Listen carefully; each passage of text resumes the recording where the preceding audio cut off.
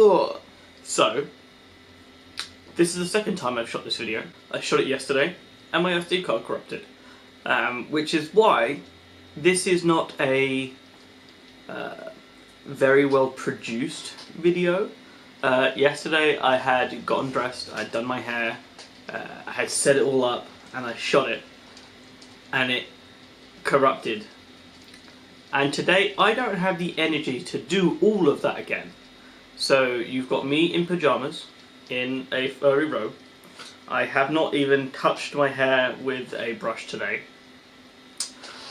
I have got a light, so that's something, but there is not a lot of effort going into this video because I put so much in to getting it done yesterday and it didn't pay off.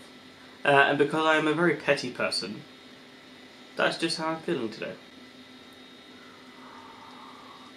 Today's episode is about why DC's Legends of Tomorrow is my favourite show on TV right now. Not just DC TV shows, but probably one of my favourite shows on air at the moment. And it all comes down to one single thing.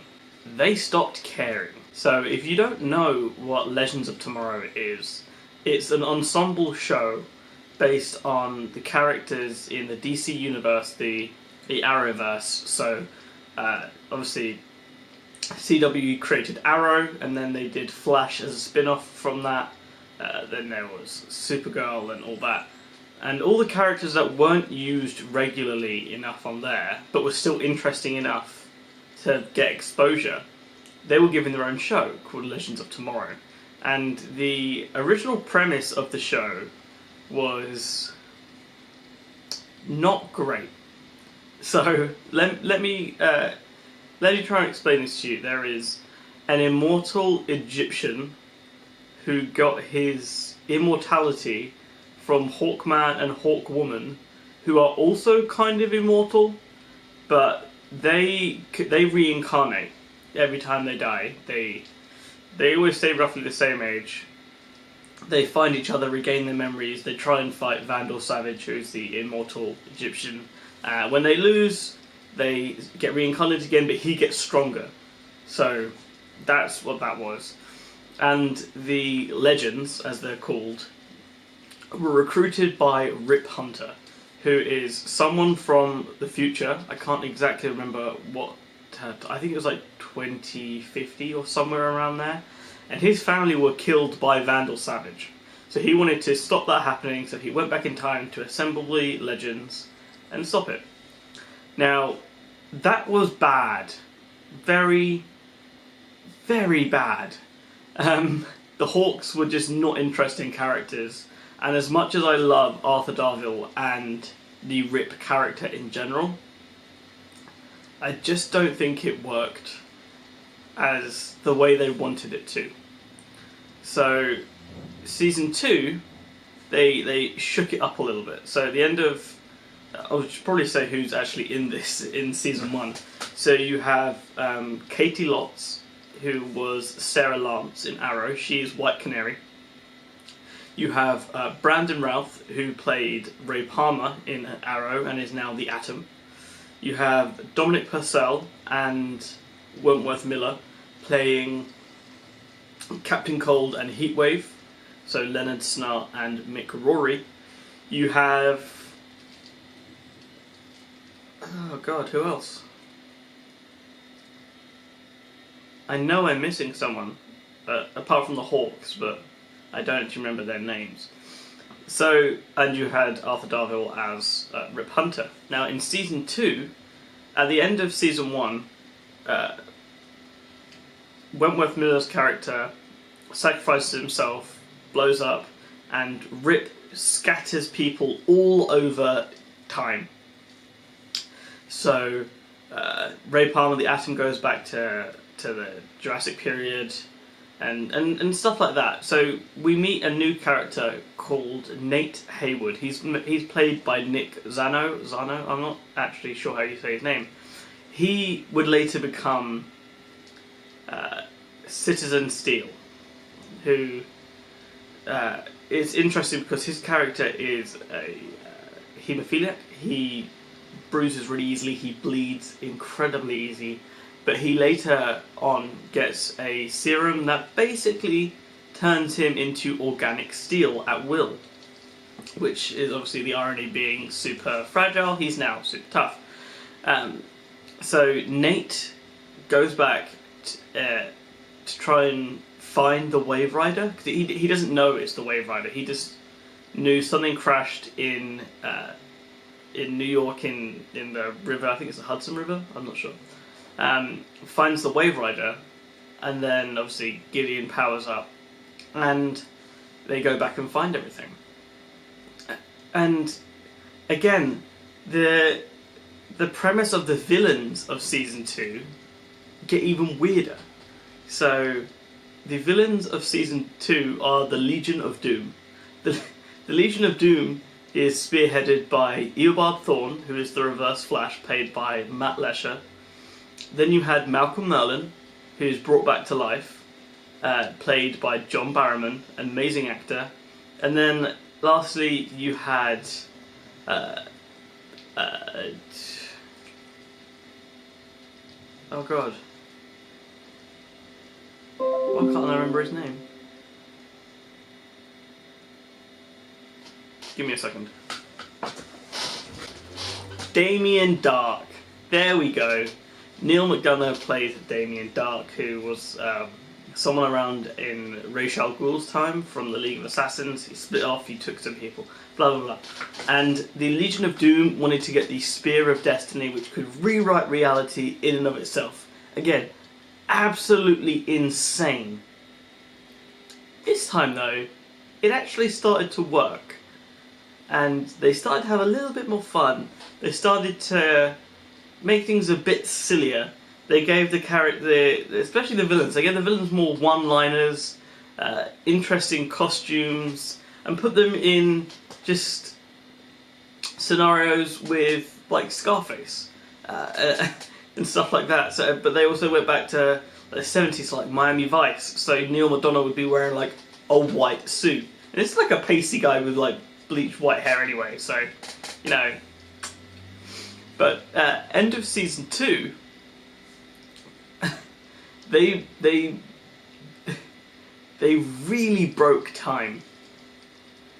And by really broke time, we're talking like dinosaurs in Manhattan with spaceships, but also like Big Ben is like sideways in Manhattan, and it's so weird. And then we get to Season 3.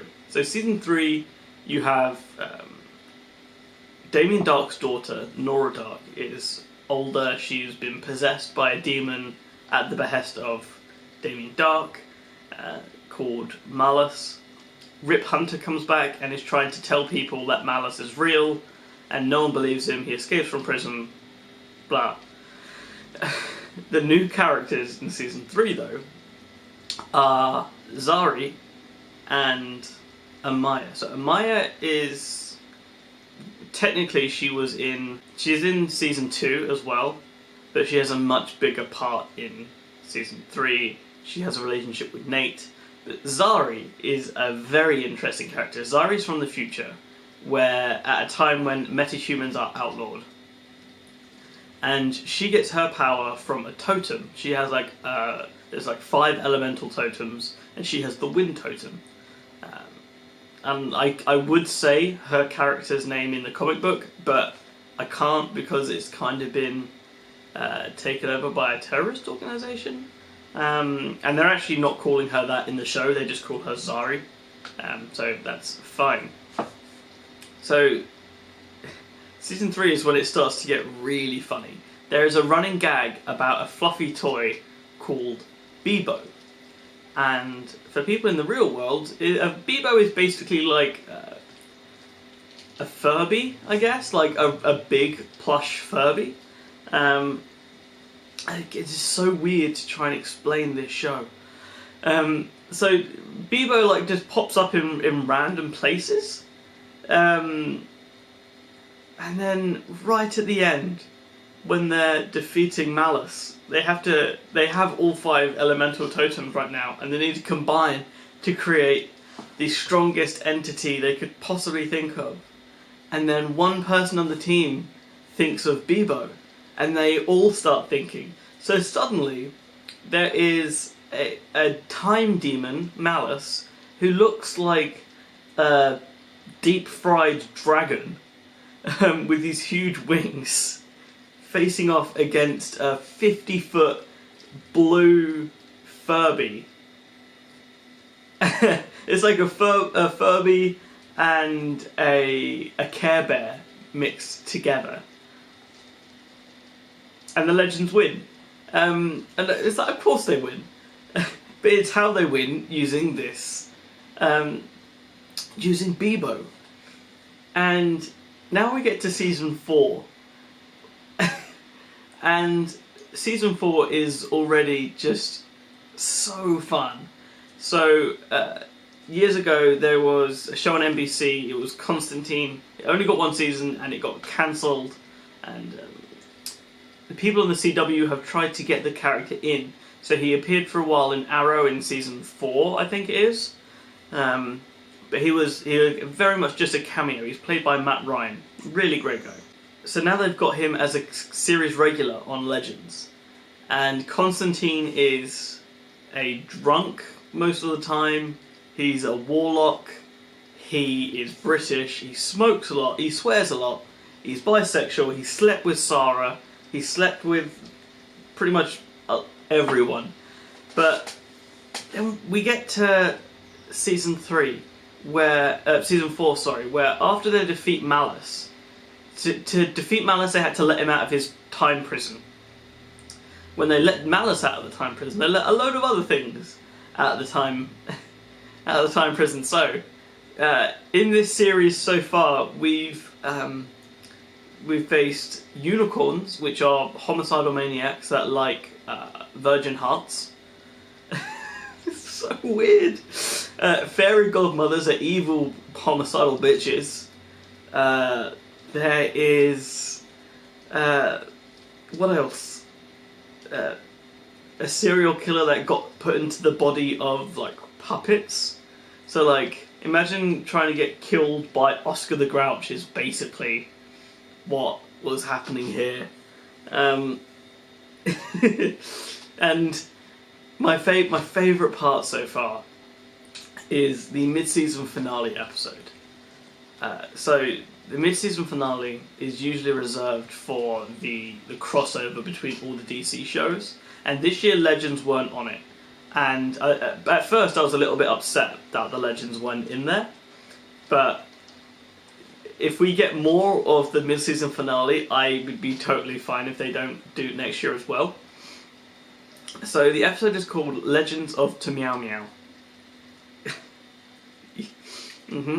So at the end of the last episode, Constantine goes back to try and save his boyfriend from being damned to all eternity in hell. So,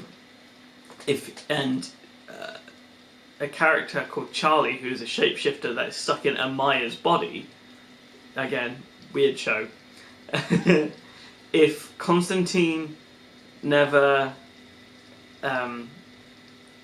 meets his boyfriend and then obviously subsequently sends him to hell, Constantine doesn't join the Legends, and the Legends don't take Charlie's shapeshifting ability away. Therefore, Charlie can shapeshift again, and Constantine doesn't have a boyfriend that's damned to hell. Except in doing that, they fuck up time. A lot. They turn Zari into a cat. Hence, to Meow Meow.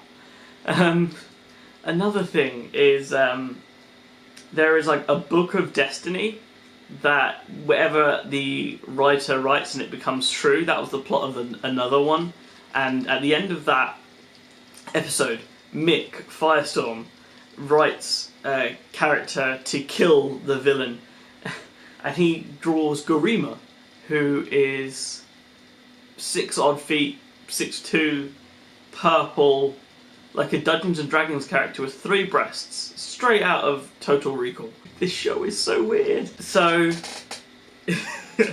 Zari's a cat, Garima is back, and it turns out, in doing all this, they fucked up the timeline all over again.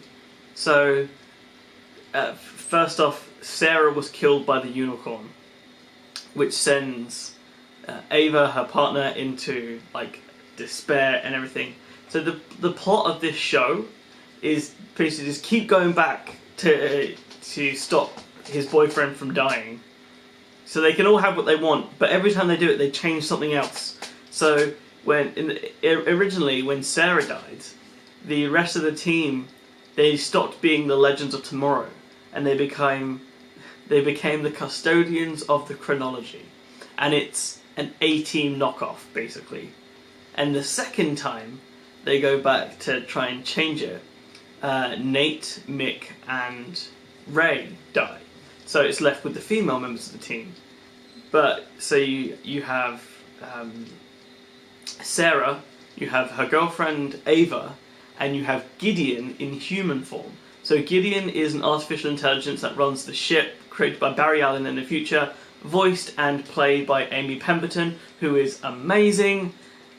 So, and these three are called the Sirens of Space-Time, and they're Charlie's Angels knockoff. Sarah is still White Canary, Ava becomes Roundhouse, and Gideon becomes Hard Drive. Just so funny to watch. And third and final time, they become the Puppets of Tomorrow, and it's Sarah, it's Ray, and it's Nate, and they're Sesame Street puppets, and they actually got the Sesame Street guys in to make the puppets, which I found just hilarious. But this is why I love this show. They stopped taking themselves so seriously. They fucked up time so many times. They made some really, really bad decisions and done some really terrible stuff. But the show never feels too heavy, like it did previously. With the Hawks and Vandal Savage, the show was so somber and a downer for all these potentially amazing characters. Now, the show talks and deals with some serious topics. So like Mick's depression, his drinking, grief when like characters die, when they depart from the show, mental health issues, LGBTQ issues. There are some real deep subjects on this show. But it's also just so fucking funny to watch. I come back and I watch it every week. And by the end my jaw hurts, more than usual. My jaw hurts just from smiling so much. My abs hurt from the amount of times I've laughed. And every time I'm like, this can't get any better. Like after season 2 I was like, alright, this is pretty fun. I wonder what we're gonna do next year.